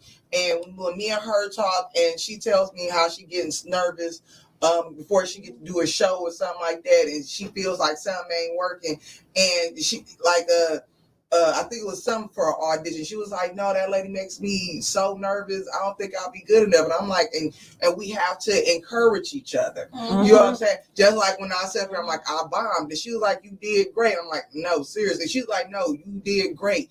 And the thing about it is when about sisterhood, especially amongst comedy or anything, just like with you guys, it's a more of you have to encourage each other, push each other. You know what I'm saying? Catch me if I fall. You know what I'm saying? Like, and I got you. I'm gonna lift you back up. We got this. We're going through this. You know what I'm saying? Just like with Jen, when she sits up here and she talks about I don't think it was feeling good or something like that. You know, she was going because she, you know what I'm saying, because of her health issue. And I was like, okay, you know what I'm saying? Just like with you, you know what I'm saying? You have somebody uplifting you and encouraging you. And that's the same thing. We have to, and we have to do that with each other, because yes, it's always scary. It's always just like when we get on stage, we don't know if somebody's gonna be able to laugh at our joke. Right. We don't know if somebody's gonna boo us, you know. And just like, oh, I didn't think that joke worked. It did work. It did what Jen holds writing classes at our house. You know what I'm saying? And you know what I'm saying. We get a chance, you go over there, we'll write out something like, we're gonna work on this joke, and it's about encouraging each other, even if it didn't work. It might didn't work this time, but it might work a different way. And Jen, well, if you don't say it like this, to say it like that. You know what I'm saying? We should, you know what I'm saying? We have to be able to work together to reach a certain goal. If we got a goal that we're trying to reach, guess what? We're gonna be pulling each other along. But how many women actually have? How many women can say that they have somebody in their corner that they trust to catch them if they fall? How many women can actually say that? I have a I whole board of directors in the tribe. Well, when you're talking about like a board of directors, I'm talking about somebody in your personal life, somebody That's that what I mean. if you are falling right now, if you spiraling down, shit is not going well for you. How many women will literally take the time and the effort to uplift you, to come and say, you know what, I'm gonna put something personal on here. I'm gonna put some. Dave called me one day and said, hey, what are you doing tomorrow? I said, nothing. Why? He said, I need to talk. And I said, okay. I didn't ask him what he needed to talk about. He said, can you come to the radio station? In my eyes, I'm like, damn, they about to kick my show off the radio. Like, what the fuck's going on? Like, but I didn't ask him. I got here and Dave just wanted to talk. We sat right here in this radio station and he poured his heart out to me. He told me everything that he was going on, that he had going on. And I just sat there and listened to him. I didn't, and I didn't really feel like anything got accomplished when I left. I just felt like I was just sitting there listening to Dave. Dave texted me maybe an hour ago, an hour later, I should say, and says, you have no idea how much I needed that. Mm-hmm. And I didn't even do anything. I just came over here and sat right here in this spot, and Dave he was walking around, and he got to talking, and I just sat here and listened. But what I'm saying is, how many people do you have that you can just call and say, and they don't make excuses? They don't, I would, but I gotta do this today, or the kids is acting up, blah, blah. A lot of people don't have somebody that they know that they can call. Right, like if you got to sit there and think, like, okay, if I'm fucked up, who can I call? You don't have that person that says, you know what, I'm not doing right. I'm gonna call Jen, and she's gonna lift me up. I'm gonna call Jessica, and she's gonna lift me up. People don't have that, especially women. Guys, we have it more because we talk about a lot of shit that y'all don't know we talk about. Okay, when guys talk about a lot of shit y'all don't talk, a lot of times guys do pour their hearts out to each other, but it's only certain guys that are not going to judge you and are not going to put your personal business. I didn't say what me and Dave talked about. I just said we had a conversation. I'm not gonna put his personal business in, and he knows that. How many of you have somebody in your corner that you trust with the shit that's going on in your life? Not many. I call Jen. Jen calls me. I got on Jen about her breathing treatment. And that's it. Yeah. By the way, Ebony, I'm not gonna let it go like I ain't see it. Mark said he's a mechanic and he will tune up your pump to make you go faster. Ooh. Oh, okay. I think it's one of my sponsors. And one of my sponsors like shout out to the Sassy Wee baby. I thought the opposite. I always felt a lot of women, not all women, have somebody that they confide in and they can talk to. And I thought men had a larger challenge because I've known some men who have said, I don't really have a friend to go to. I'm gonna tell you just a friend. That ain't nothing but a little game we be kicking. Okay, that if a man tells you that he ain't got somebody he can talk to, that's because he's trying to get your guards down. Let me tell you something. Every man has at least one dude. See, the problem is, the women. Y'all see, here's a problem. See, when me and Dave had that conversation, Dave knew that conversation would not go farther than me and Dave. See, every woman has one person that they know will not say shit. And that one person that they know will not say shit has one person who will not say shit. And that person that they know that will not say shit has one person that will not say shit. By the time you realize your business is all on the streets, okay? Nobody knows what me and Dave talked about. It was outside this room. But you don't know that. You don't know that. We see it. Y'all don't know it, okay? That's the whole difference. But that's another thing. Just like when I call people, and I'll talk about my issue. Sometimes people are like, I don't know if I want to hear that. Like, but I need to talk about that. Yeah. I have a support group on Facebook where I started to go in there and I started to vet. but as women, women do see other women as competition. Yeah. I don't see Jen Jen as competition because that's my sister. You should. Wink, wink. Now, and again, I mean, I am trying to put the comedy verses back together. I mean, there's a little competition in That's here. my big sis because she's been doing it longer than me. So if I ever have questions, I know who to pick up and call. I'll be like, Jen, you gonna help me with this? You ain't telling me about that. I'm like, motherfucker, I just texted you like yesterday. The fuck are you talking about? Right. And she'll forget. You gotta remind me. I'm like, this weed smoking motherfucker right here. But We'll talk to you after the show. but Let me talk to you after the show. But it's nothing wrong. Just like you two, do you guys have a good relationship where y'all can talk about certain things? She's my boss. Talk. I was trying to go that way. Oh, good. She's my boss, but Okay. outside of work, she's my best friend. Okay. I can literally tell her everything. I like that kind of She's, and I know what I say to her stays between me and her. Mhm. But I have others too. But which is really funny is the other two people I can talk to are men. Mm. So and obviously one's my husband because I tell him everything, and then the other one is actually a really good friend of ours. Mhm. So it's kind of, but with her, I go to her for everything. It doesn't matter what it is. Okay. She probably knows more about my stuff than my own husband does. But You heard that, James? You heard that, James? But- They keeping secrets, James. she is my go-to girl. She's the one that can handle me when I'm straight at my mental breakdowns and I'm about to just go talent. Mhm. So, and it can be personalized and it can be work. So, See, I think everybody should have that. I have a they girlfriend. should, but They do it. should. I have a good girlfriend. She actually called me when I was walking up here, and our thing is we can bury each other with our stuff and the things that we've done. So is that why you're best friends, though? Because she got so much shit on you that I'm just saying. She got nerve. That's just saying that our friendship is so strong in the things that we shared, and I don't have to worry about anybody ever knowing. But I'm saying you have that, and you know that in your. So that's a big stress off your shoulder. That if you do have somebody that you can go to, like if you have something that's going on with you that's that deep, you know exactly who you're gonna go to, and you know that it's gonna stay there. But what I'm saying is a lot of people don't have that. And You that's may sad. have somebody that you rock with, that you kick it with or whatever. But if it come down to the come down, I ain't about to tell you no incriminating ass shit because I don't trust you that much. I may know you and I may be cool with you. Come right back out, and I'll be sitting up here and they get drunk, and they'll say something about me, and then people be looking at me, and I'll just be like, "Ooh, this." See, that's what I'm saying. And in that's a lesson learned. It lets you know what boundaries you have and how far you can go with that person. If you don't learn the lesson from that, then shame on you. And it goes back to meeting people where they are. You can have longtime friends, and then something can happen, and it'll change the course of that friendship.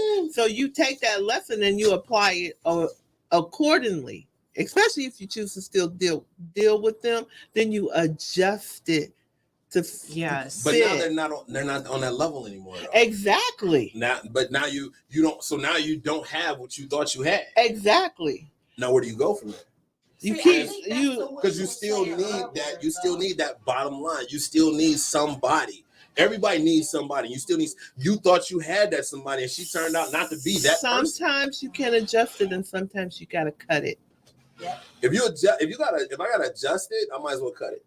If I gotta adjust it, if I can't trust you 100%, then I gotta cut it. That's just it. Either I'm gonna rock with you or you're not. That's like me saying, "Oh, we're in a relationship," but you know what? Now we're in 70% of a relationship. You know what I'm saying? We're not. I'm gonna adjust to something. No, fuck that. Because now it's just gonna get worse and worse. Now I know I can't trust you. I can't I'm talk not about talking you about anything. I'm just saying, intimate period. No, I'm saying, relationship. I'm period. talking about friendship. But either way, whether it's a friendship or whether it's a relationship, if I can't trust, if we can't be 100, if there's any type of division right there, we might as well cut it. If I'm in a relationship with you and something happens that breaks that trust, we might as well cut it, because that trust is that broken trust is just going to get built upon, because now there's something else that you're not going to like. There's something else that I'm not going to like, and it's going to get bigger. And then there's something else that's going to get bigger to the point where we now despise each other. I ain't never liked you in the first fucking place. You know what I'm saying? I don't even know why I'm in this goddamn relationship with your big head ass. You know, but that's where it comes to. So if I can't be 100 with you, period. Okay. If I can't be 100 with you, period, we don't need to. We need to just cut it. We need to go from 100 to 0. Yeah. Okay. Period. That's with family too. Exactly. It is. It is with family. That's Right. true. I was very, very, very close to one of my husband's nieces, and she has done me dirty. I mean, dirty, numerous times, and I just kept letting it come back. I'll talk about her mama. And and then now I'm at the point where, you know what, you couldn't handle the tough love before. Well, you're definitely not going to handle this tough love, because I'm done. It's going to hurt me in the long way, because she's got 4 kids that I absolutely adore. And one of her kids has always called me mommy. So, and you know what I mean? But it's with family too. It is with family. It is. Now, Joy, you've known me for a long time. You know my middle daughter's mother, who shall remain nameless. She used to work with us. She was a bitch. She still is. Okay? And everybody, including Joy, when I started dating this woman, told me, she's a bitch. You need to leave her the fuck alone. I was dumb. I did not. We have a kid. That mother, she does not let me see my daughter. She took my daughter and moved to South Carolina. My daughter will be 15 next month. I've not seen her since she was 4. Okay? Now, I have an aunt. I hadn't seen my daughter in about 3 years. I found out that my aunt was keeping in contact with my daughter's mother and did not tell me. Ooh. So you knew where my daughter was, and you did. Everybody knew my situation with not being able to see my daughter, and everybody knows how I am about my children. Okay, I love my daughters, but you kept this information from me. So my father got very ill. We knew that he only had a few minutes left. When I say a few minutes, I mean literally a few minutes. And I literally told this woman, I'm calling this woman now. She's never known. I said, when my father dies, you die too. And when my father passed, she became Maddie. Okay, she's no longer my aunt. She no longer has a nickname, nothing. You're dead to me. Mm-hmm. She lives next door to my favorite aunt. I will go visit my favorite aunt. I will not look your way. That question, Lex, not that you said that she moved to South Carolina, so you never took her to court? I tried. The reason she moved to South Carolina, so I couldn't take her to court. The lawyer here said he would not take the case because she lived there. I called lawyers in South Carolina. They wouldn't take the case. I live here. Ain't that something? There are no laws in place for fathers in Ohio. That's a whole nother. That's what we talk about on the men's. That's what we talk about on the men's. It is us. But no, even now, they're very slim. Okay. Now my lawyer literally told me what she would do before she did it. He said, I can get you visitation. He said, but the problem is once you do not fulfill your visitation obligations, they're going to take it away from you. He said she can up and move to Texas, and all they're going to say is, you better get to Texas by Friday and have the baby back in Texas by Sunday. Okay, and she up and moved, and she did exactly what he said he would do. And he just told me she would do it. He wouldn't even take the case. He's like, it's no use. Because she's just bouncing around trying to hide. It's not even that, because some attorneys will get real lazy. Because once you start a juvenile case here, and you know what I'm saying? Oh no, that's expensive. It's expensive, Oh, especially going across state lines. I know. But as I said, so I brought that up to say, yes, it is family included. Okay, family, just blood don't make you family. No, it don't. Okay, blood does not make you family. And to this day, my father passed on January the 18th of last year, and so did Maddie. Okay, she's still physically in Cleveland Heights. Fuck her. Okay. Fuck you, Maddie. Fuck you, Maddie. Fuck you, okay. Maddie. I was saying it to her face. I had to stop my mother from going over there and whooping her ass the other day.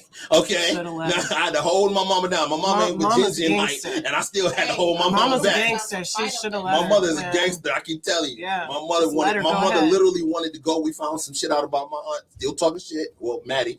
And my mother wanted to go over there and whoop her ass, and I literally had to hold my mama back, like, do not do it. Okay, but this is what I'm saying. Family ain't the same. And when it comes to kids, man, That Yeah, shit. it is. So family That's ain't sacred. family. You don't fuck Now- with that shit. You don't fuck with the kids. So, Well, she's just as much as responsible as that child's mother. well, she is, but Yeah. that's That my don't point. mean And nothing. you know, and that's what I'm saying. Like people, there are people who do have your best interest at heart. This is when I first met Joy. We just were coworkers. We weren't even like really friends at that time. We were cool as shit because we worked together. We see each other in the hallway. Hey, how you doing? What's going on? Everything cool? You know, I stopped by our office and we sitting and chatting or whatever. But we weren't tight. And she still looked me out and said, "Don't. She's a bitch. Everybody don't fuck with her. She's stupid." Okay, I should know. I should have knew she was stupid, but I didn't listen because I was being stupid too. And you know, stupid is as stupid You were does. young. I was young. Mhm. Okay, but that's the point. Okay, but people do have your best interest at heart, even if they're not family.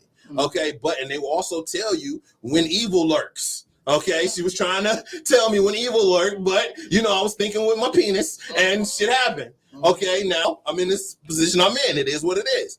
Okay, but you know, it's not just people on the streets. It's not just friends. It's not just anyway. It could be family too. People will stab you in the back any chance that they fucking get. Okay, so a lot of us don't have. You should be able to trust family. You should be able to trust family, but you Not- can't. but That not all goes the from the time. beginning of this conversation when we were talking about, you know, uncles and aunts and molestation and all that, or all the way to stabbing somebody in the back, cutting out from under you, cutting your legs out from under you. Okay, a lot of us don't have that safety net. Okay, so when you have it, you have to protect that motherfucker at all costs.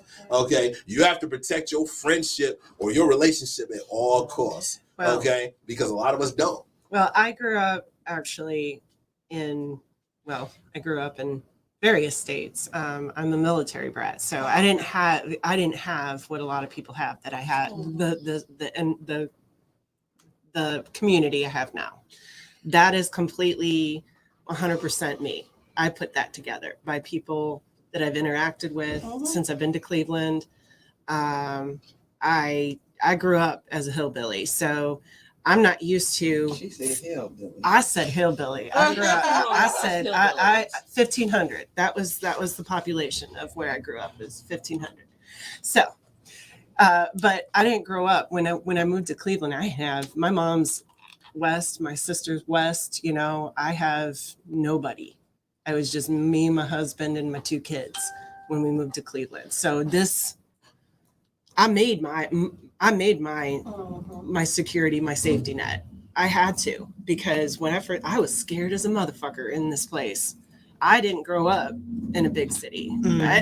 This shit was scary as fuck coming here and not having a single person in 2 weeks starting my new job, and both my kids got the flu. Oh dear God, that first 2 months living in Cleveland was rough. I didn't have nobody. So I've been here over 10 years now, and what I have is walks of life that I've interacted with, and they've filled my life. His circle. She Yeah. referred to them as walks of life. So they're moments in time, not actual. She didn't say friends. She didn't say acquaintances. Walks of life, moments in time. People that come into your life for a certain amount of time. They're not all And there then to they're- stay. They're Yeah, not they're all not. there to stay. They're some. It's funny you said that because I had to let a good friend of mine go because sometimes we use time as an Crutch. excuse. Yes. To be friends with To somebody. get excuse of and I bad already behavior. knew it was kind of strange. My biggest thing is when people show you who they are, believe them. Mm-hmm. And Maya Angelou, she she always said kept it. showing me she was boy crazy. She was boy crazy. I remember I had a show and we were out kicking it, and she like, well, I'll drop you off at the show since it's around the corner. Okay, seen a dude, she like, oh, well, I'm gonna go. And at the time I didn't have a car. I didn't have a problem catching a bus. Just let me know so I can be at this show on time. And she just procrastinate. I let that go. Then I don't argue with men. So whenever you having a conversation, I feel like your tone is getting, I'm gonna just walk away. Well, the guy she was dating at the time was a DJ. I was doing comedy at a spot, and I was charging at the door like people do. And he came from across the bar, so felt like he had to yell at me about his friend not being charged $5. Just $5. Fuck you, DJ. So I told her, I'm not gonna argue with him. Look, I don't come to see him, I come to see you. I don't want him yelling at me and doing all that. What you want me to do about it? Oh, okay. Should have came. Was I? That's I we'll wish I leave it would've where been it's at. 20 years, and I'm like, I'm cool. Because Yeah. you gotta treat me a certain way. I'm not going You to should allow know you to better treat than me that. any You've kind been of my way. friend for how long? You know what I've been through. 20 years. You can't 20 be years. treating me Oh, like I how let I one enjoy go it. 5 years ago, and we had been friends since we were 12. I let one go 6 years ago, and we met in preschool. We literally have been friends since we were 4 years Right. old, and I've not talked to this toxic dude in the people are last 6 toxic years. people, man. You You know. can't. Sometimes you got to get to the point, and again, I attribute that to maturity and where you find yourself in life. Mm. And you cannot allow time to be the dictator of how long somebody actually stays No. in your life. She did something hurtful, and I was done. And when I'm done, I'm done. Oh, she stepped That's to just me it. trying to When I'm done, I'm no, done. no, Yeah, you cool. won't. In some cases, I believe it can be recovered, and then some cases you just have to cut it. But see, even if you recover, it's not the same. That's like saying, like, I'm in a relationship and one of us cheat. No, The I- relationship's not the same. See, I feel like, why- wait, here's the thing. If I with gotta that. recover, Taking this- but what I I'm, agree with what I'm that. saying is, if I gotta recover from something you did in our friendship, that you cheated on me. I know I never. No. John, it Because depends. everything is a relationship. No matter what you do, there's a relationship that you have with somebody. Okay, I sit there. I have a relationship with Lisa. It's a working relationship. Okay, I have a relationship with you. It's a working relationship. I have a relationship with Ebony. It's a working relationship. I have a personal relationship with Jessica because I've known her for a very long time. I have a personal relationship with Joy because I've known her for a very long time. I have a personal relationship with Dave. But everything is a relationship, and you have to see. The thing is, you can't treat it like when you treat it on a level, then you understand when somebody's not doing right by you. Okay, you understand it. And I treated everything, our relationship, whatever I do to Dave affects our relationship. Okay, I know that me and Dave have the type of relationship where I can sit there and talk and fuck with Dave, and he's not going to take it to heart because he knows that's our relationship. I can say certain things to Jessica, I can say certain things to Joy that I might not say to you because we don't have that relationship. Okay, but once you have her, once you're on that level with somebody and they do something to strain that relationship, it's not going to go back the same because you're always thinking in the back of your mind. You may forgive it, but you won't forget it. And you're always thinking in the back, especially when they do something that's similar to what they did before. It may not be the same shit. She might not have talked behind your back, but she said something in a certain way that makes you remember when she was talking behind your back. So the relationship is not the same because now you don't, before she talked behind your back, you never thought that she would talk behind your back. Right. Now you're looking at every time if Ebony, she's saying something to somebody, if I leaned tell over her and whispered something in Jessica's ear, you're thinking this bitch probably over there talking shit about Damn me. right. You understand? It's not the same. So it is a relationship, and that's why I equate everything to a relationship. Because whatever the hell you're doing, you have a relationship with somebody. Now, it may not be an intimate relationship. It may not be a business relationship. It may just be like the people that's downstairs from this damn radio station. I hate them all. Okay, but that's our relationship. I don't talk to them. They don't talk to me. Okay, they know that when I come in and leave him alone, I'm gonna leave them the fuck alone. That's our relationship. Okay, but when you do something that changes your ordinary routine and they see it, now it creates a strain. Now y'all may sit there and talk about that strain. Y'all may fix the strain, but the strain is always going to be. There's not gonna be a You trigger break for a you. bone, you may get it fixed, but it is not as strong as it was before you broke it. Tell my left knee that. But that's my point. So you got to understand that when you get to a certain point, you either gonna be all in with me or you're gonna be all out. But then at the same time, you also think about marriages because it's the same way. You know, It is. and people work on it to repair the damage to try to make it as strong because sometimes your friendship or your relationship gets even stronger once you go through something. But like I said, you know, when people share stories with me about certain things, like I'm real, somebody come messing with Jen Jen, I'll slap somebody about Jen Jen. Okay, because Jen Jen did nothing but put me up under her wing. You know, she was the first comedian to help me get a paid gig. So I'll slap somebody about Gingy. I'm the same way. I talk shit about Dave, but Dave knows nobody else can talk shit about Dave. Like I've went at people's necks about talking shit to Dave. Okay, I can talk shit about Dave because that's our relationship. But let you say some shit. I went at people. I told people I would come to their fucking job to come see you and let you talk that same shit while you looking me in the face. Okay, because like that's my guy. Sister used to say. That's my guy. I can talk shit about him, but you ain't gonna talk shit about him. That's just how. That's our relationship. You ain't got that relationship. Okay, so you can't talk shit about that man the way I can talk shit about that man. I can't say something to Mimi. I was about to call you Autumn again. I promise you I was. I can't say shit to Mimi That's who you should have been. that Lisa would say. Okay, because me and Mimi don't have that relationship. Okay, now if I was to me and Lisa have a business relationship. If I was to do something that strained that relationship, guess what? We probably still do business together, but she would ain't not gonna be trust you. as trusting No, as she is. she ain't gonna Lisa trust knows you. I will get. If I say I'm gonna get some shit done, I'm gonna get it done. Like I told Lisa. Lisa called me. I'm like, look, Lisa, I can't deal with it right now. Let me get past Friday, and then I can work on it. And she trusts me to get it done, and I will get it done. But the moment that I don't get it done, she's not gonna trust me to get it done. We may still do business together, but now she has to go a different way. So our relationship is my not the point. same. You just modified and altered it because of that. That's all Oh, I yeah. was saying. We're saying the same thing. I'm agreeing with you. And that's in any You just relationship. long-winded about it. Right. Mm-hmm. Same thing. What? I didn't Are say you nothing. done? I didn't say Are nothing. you done? You I have a was point? listening to Joy. She had some interesting things to say. Oh, Are you thank approaching that point? Let me know when you get to the point. Mr. AKA. Text it to me. For real, what did I do? Okay. AKA. We are at about that time. I told you 2 hours goes by real fast. Oh my goodness. Yeah, we are almost at that time.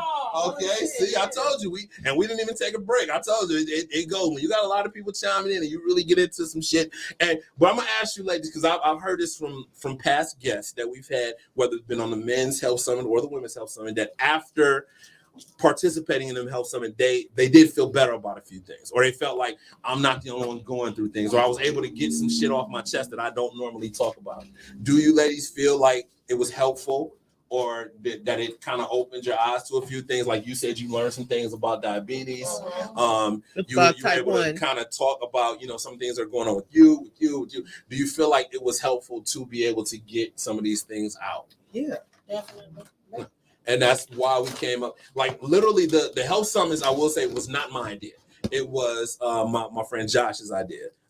He's a pro wrestler. He's a pro wrestler. I actually had him on my show, and he pulled me to the side and said, you need to do a men's health summit. We need to talk about, health and mental health and physical health. I said, okay. And then after we did like the second one, then Lisa came to me and said, well, what about the women? Right? And I get it. Hey, Lisa. Thank you, Lisa.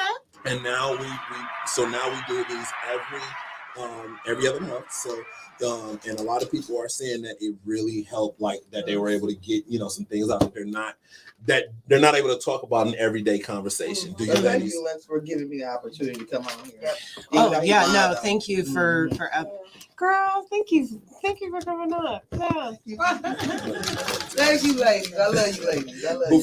Before we get up out of here, we're just gonna go around real quick. Please let the people know, where, like, shout out your socials, your Facebooks, your Instagrams, your TikToks. Who your mom and them. Let them know like where they can find you. So we went right this time, so this time we'll go left. So we'll start with Jen. Shout out your socials. Jen Funny 33 on Instagram, Jen Funny on TikTok, Jennifer Chandler on Facebook. This has been a pleasure. You ladies are so amazing. Joy, I'm gonna have to talk to you. Okay. We have to have these conversations because sometimes we are just too scared to speak up or too scared to say something. So I learned so much about diabetes today that I didn't even know. Mental health, like it was just a pleasure. So thank y'all for coming out. I learned a lot from you ladies. I'm Mimi Egan on Facebook. Melissa Egan. Egan, I like that name. Yeah, Melissa Egan. Tommy on Egan. TikTok. And I think that's it. I don't know my Growing Instagram. You growing wings? You got your email, growing wings? Oh, I do. My email at Growing Wings is growingwingsme@gmail.com. And thanks, Lex, for having me. It was Absolutely. fun. Everybody, you're awesome. I'm Lisa Summers. You can reach me at Sugar and Spice on Wednesdays from 5 to 7. Come watch. Cheap plug. Yeah, good for you. And then I'm also got Growing Wings LS at gmail.com. And I'm also on Redline graphics22@gmail.com. All right, I'm just Jessica Steffes on Facebook. That's all I got. We'll go for it. That's all I got. You can follow me on Facebook as Ebony Timberlake, Facebook as Ebony Timberlake, aka Ebony Got Jokes. Yeah. On TikTok, comedian Ebony Timberlake, and that's about it. Dave, But thank might as you well go ahead again, and shout 'em Lex and Dave, for allowing me to get on here and spend time with these lovely ladies. Yeah, you guys know mine. Well, Nobody knows Redline, shit. Redline Radio LLC, Redline Radio on Twitter, Facebook, whatever. Lisa, what's our email for Growing Wings? Growing Wings is Growing Wings LS. I mean for graphics. What is it for the graphics? It's Redline graphics22@gmail.com. You can email me there. You can also email me on my personal DAWDYNOMIT@yahoo.com. Thank you, Lex. And of course, I'm your boy Lex Vegas, man. You can find me every Thursday here on Redline Radio at the Lex Vegas Show. You can find me on Facebook at Lex Vegas. You can find me on IG at Lex Taught Me. And we're gonna see y'all next month. We're gonna have the You Men's Health just Summit. skipped over me. I know, because I was gonna let you kind of take it out, but I was kind of giving your thing. That's why I jumped in and shit. Excuse me. Thank you. Carry on. You see what happened when you try to give somebody the spotlight, Carry but on. they're not used to the spotlight, so they get all testy and shit. Okay, I was going to let Joy take us out, but since Joy does not want to take us out, Joy, will you please let the people know where they can find you on social media? You can carry on. Nah, hell no, I'm done. You can find me on Facebook at Joy Toombs, TOOMBS, on Instagram, Joyful Event Designs, because I have a decor business. So you can find me at Joyful Event Designs.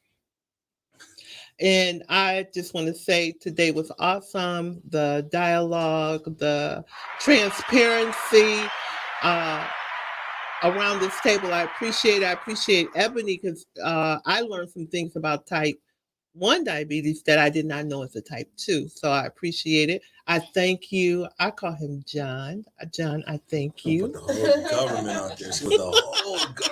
I didn't give you the whole government. You might as name, well, but no, but don't. John, thank No, hey, Dave.